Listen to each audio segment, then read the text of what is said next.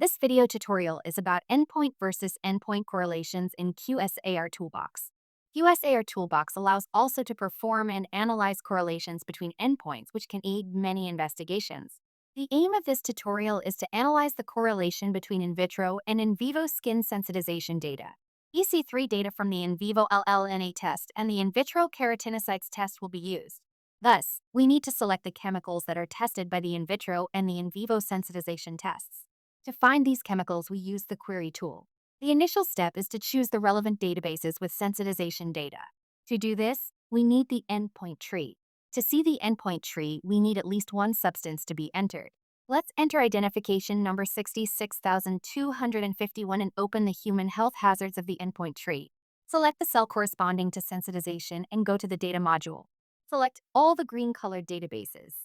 Next, go to Input and open the query tool. Clear the content here if it contains previously done selections.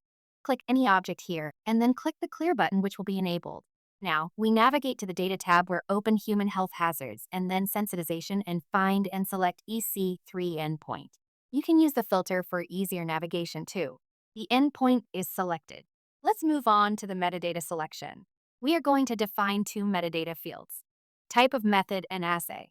We start with the rule for the in vitro keratinocytes data. Open the drop-down list and select Type of Method. After that, click the Add button. The Type of Method field appears down, and now open corresponding drop-down list and select In Vitro. After that, click the Add button next to it. Return to the initial drop-down list and now select Assay. Then click the Add button next to it. The Assay field appears, and now select keratinocytes from the drop-down list. Click the Add button. We are done with the requirements of the in vitro EC3 data. We don't need to provide any other data criteria for the current example, so these fields are empty. Finally, click the Add button located at the bottom, and the first query appears on the query tree panel.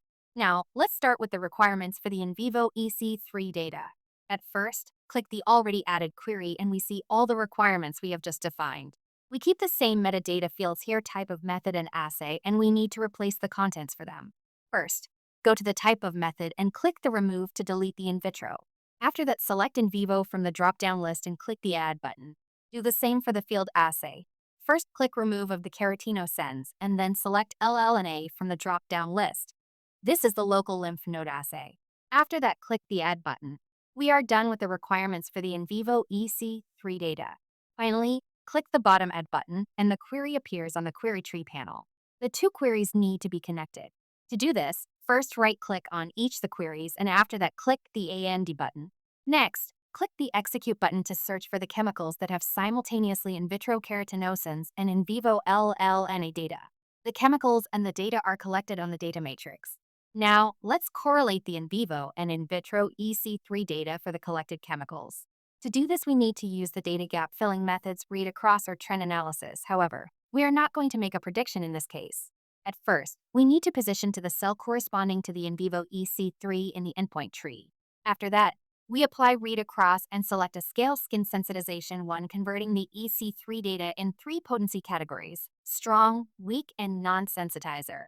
In the data gap filling, we see the data distributed in the 3 skin sensitization categories on the y-axis and their log cow data on the x-axis. Next step is to replace the log cow with the in vitro EC3 data. To do this, we go to the descriptor/data and select the option Select Endpoint Tree Descriptor. It opens a window where we navigate to the in vitro EC3 row and select it and confirm. We use the ordinal scale for the correlation, converting the data from percent into potency categories. Click OK button and then give yes on the next message. Now the graph is changed, and we see the in vitro EC3 categories on the x-axis. In summary, we have 5 main bars corresponding to each of the in vitro EC3 potency categories. For each of the bars, we see also the distributed in vivo EC3 data in different colors. Red color is for the strong sensitizers, orange color is for the weak sensitizers, and the green color is for the non-sensitizers. By clicking on each of the colors in the bars, the corresponding chemicals are highlighted on the data matrix. Let's do this for the red color of the bar corresponding to the in vitro category, very high. These are the chemicals that are very highly potent according to the in vitro EC3 and are also strong sensitizers according to the in vivo EC3 data. Look at this picture. The chemicals which are potent according to the in vitro keratinocytes data are also potent according to the in vivo LLNA data, with a few exceptions. However, this does not hold for the chemicals which are with low potency and negative according to the in vitro EC3. As seen from graph, most of these chemicals are positive according to the in vivo test. How is it possible to be negative in vitro but positive in vivo? Well, it could be explained with the metabolic activation which occur when tested in vivo. Let's select the red section of the first bar. These are the negative in vitro and the strongly positive in vivo chemicals. One of the highlighted chemicals is 1,3-benzodiamine. It has no protein binding alert and hence cannot bind to proteins.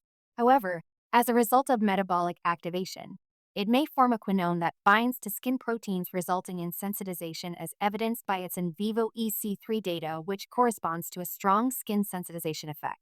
The vitro test does not account for metabolic activation, and the chemical is negative in this media.